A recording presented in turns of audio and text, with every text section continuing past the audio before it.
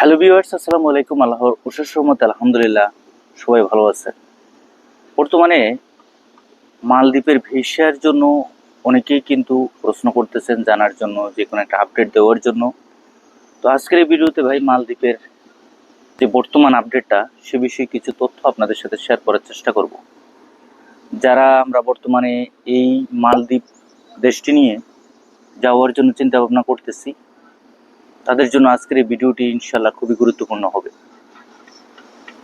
মালদ্বীপ যে দেশটি রয়েছে, বিগত বছরগুলোতে যেই শ্রমিক নেওয়া হয়েছে তার মধ্যে উল্লেখযোগ্য সরকারিভাবে শ্রমিক নেওয়া হয়েছে, এটা আমরা সবাই জানি। সরকারিভাবে শ্রমিক যেটা নেওয়া হয়েছে সেটা তেমন একটা বিশাল বড় আকারে যে ভিসার রেশিও ছিল তাও কিন্তু না।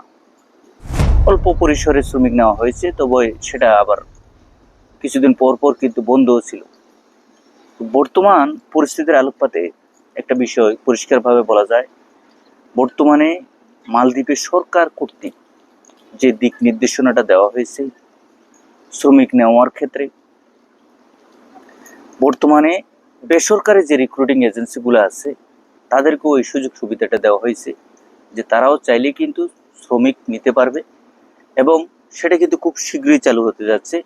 আশা করা যাচ্ছে যে সামনের বছর মানে 2026 সালে মালদ্বীপে শ্রমিক নেওয়াকে কেন্দ্র করে যে সুযোগ সুবিধাটা সেটা সরকারি রিক্রুটিং এজেন্সির পাশাপাশি বেসরকারি যে সমস্ত রিক্রুটিং এজেন্সি আছে তারাও চাইলে কিন্তু শ্রমিক নিতে পারবে।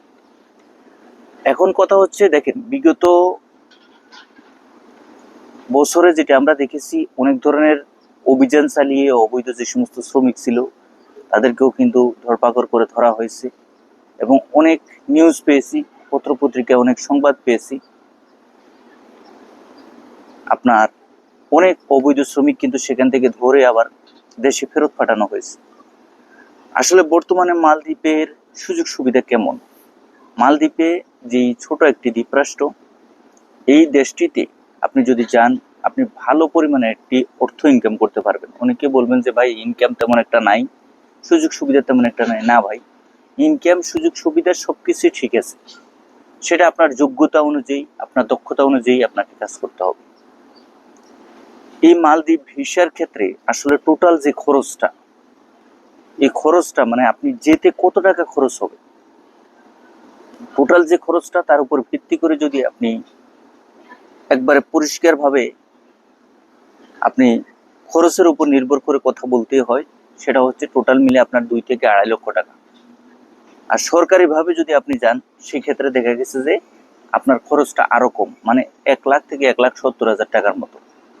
কিন্তু বেসরকারি যে সমস্ত রিক্রুটিং এজেন্সি আছে তারা কিন্তু প্রচুর পরিমাণে ডিমান্ড করে থাকে, যেটা কিনা বিগত বছরে এই ধরনের ডিমান্ডের কারণে বা এই ধরনের বিগত সময়গুলোতে এই ধরনের জালিয়াতির কারণে কিন্তু রিক্রুটিং এজেন্সির পরিমাণ কমিয়ে সরকারিভাবে লোক নিয়োগ দেওয়ার প্রক্রিয়া শুরু হয়।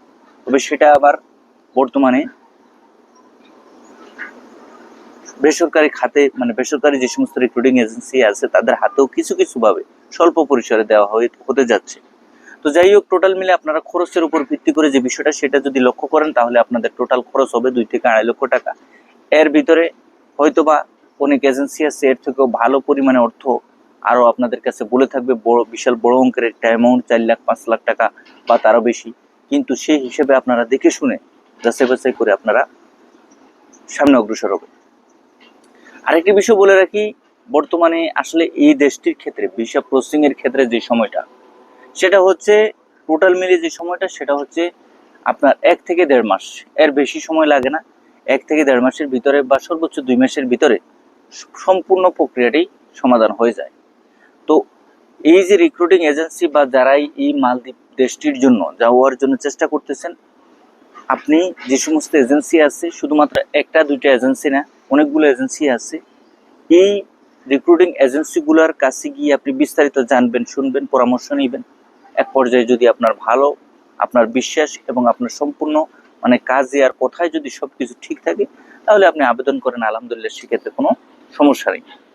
এখন বিষয় হচ্ছে, দেখেন, আমরা যারা এই বিদেশ যাত্রায় বিভিন্ন দেশগুলোতে যাওয়ার জন্য চেষ্টা করি, আমরা ধরা খাই কখন বা আমরা প্রতারিত হই কখন? যখন আপনি দেখবেন যে আপনার থেকে প্রচুর পরিমাণে অর্থ কথা বলা হচ্ছে, বা আপনার থেকে যে কাজ দিবে সেই কাজের উপর ভিত্তি করে আপনাকে সেখানে নিয়ে গিয়েও অন্য কোনো কাজ, বা আপনাকে যে কাজের কথা বলছে সেটা দেওয়া তো দূরের কথা, মানে কোনো কাজই নেই, এই ধরনের কথাবার্তা। প্লাস হচ্ছে আপনার কাছ থেকে যে সময়টা নিবে, সময়ের অতিরিক্ত হয়ে গেলেও সেটাও কিন্তু একটা প্রতারণার মাঝে পড়ে যায়। সুতরাং সম্পূর্ণ সবকিছু মিলে ভাই আমাদেরকে পরিষ্কারভাবে বুঝতে হবে আসলে কতটুকু কোন পর্যায়ে কাজ হচ্ছে বা হবে না, বা এ ধরনের সুযোগ সুবিধা আসলে আদৌ কি চালু আছে কিনা। মালদ্বীপের ভিসা নিয়ে আপনাকে পরিষ্কারভাবে একটি ধারণা থাকতে হবে। তাহলে আপনি যে কোনো এজেন্সির কাছে যাবেন, 2, 4, 5টা এজেন্সির কাছে গিয়ে কথা বললে একটা পর্যায়ে যখন আপনার সম্পূর্ণ বিশ্বস্ত মনে হবে, আপনি সেখানে আবেদন করবেন, আবেদন করে আপনি ভিসার জন্য প্রসেসিং করবেন। সবাই ভালো থাকবেন, সুস্থ থাকবেন। আগামীতে নতুন কোনো আপডেট নিয়ে খুব শীঘ্রই আপনাদের সামনে উপস্থিত হবো। আল্লাহ হাফেজ।